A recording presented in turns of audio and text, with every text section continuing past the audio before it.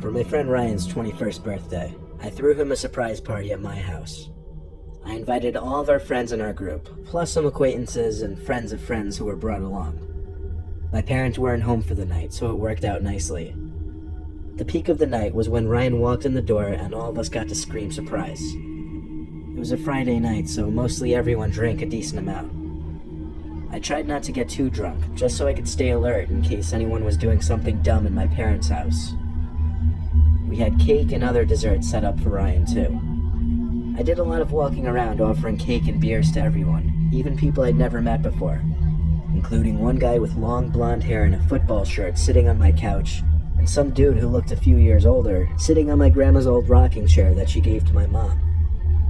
I whispered into Ryan's ear at some point that half these random dudes that our friends brought over looked either kind of creepy or odd. He agreed with me, a bit over-enthusiastically, but that's probably because he was a lot drunker than I was.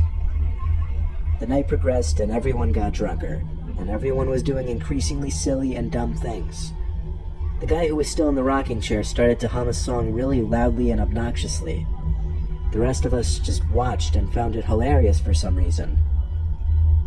Then the guy with the long blonde hair started to sing a completely different song, and everyone else kind of just joined along. It was a room full of drunk 20-something-year-olds singing very loudly. It was a fun time, but eventually it had to end, and people started leaving one by one as they sobered up. A couple of people stayed the night because they were too drunk to drive, including Ryan and our friend Sean. I slept in the living room with them. We left the TV on, with the movie The Hangover on in the background.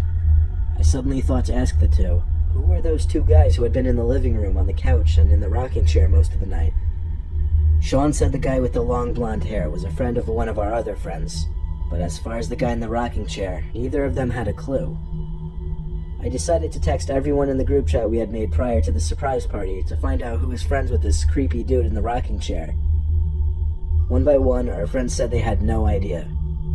It seemed everyone assumed he knew someone there, but apparently that wasn't the case. I was waiting on two more friends to answer, but I was pretty sure one of them had to have known him. Anyway, Sean and Ryan fell asleep quickly, so I decided to go to sleep too. I woke up an hour later though, I guess to the sound of the TV. I checked my phone, which was sitting on my chest. There were a bunch of texts from the group chat. To put it short, every single person in the group chat said they had no idea who that was. I sat up to let that sink in better. Some random, creepy-looking older dude snuck into my house and hid in plain sight for hours. I suddenly looked around the living room, lit up by the glow of the TV. I felt as if my entire house was unsafe and that we weren't alone. I quietly stepped out from the living room towards the kitchen. I went over to the tiny hall that separates the kitchen from the 3 bedrooms on the first floor, still using the glow from the TV in the living room as my light source to navigate. I think because I didn't want to draw attention, I guess. I stepped into the hall and froze. I was pretty sure I could see something at the end of the hall. It was too dark though. I took a couple steps forward, and it became more clear that there was a person standing there at the end of the hall. And to make it even worse, I heard a faint, low, cackling kind of laugh at the far end of the hall. I slowly backed away without acting fazed at all. Meanwhile, I felt like my heart dropped to my stomach. I got back to the living room and shook my 2 friends awake. I whispered to them that someone was in the house with us. I got on the phone with the police and talked as low as I could into the phone so that the woman on the other end could still hear me.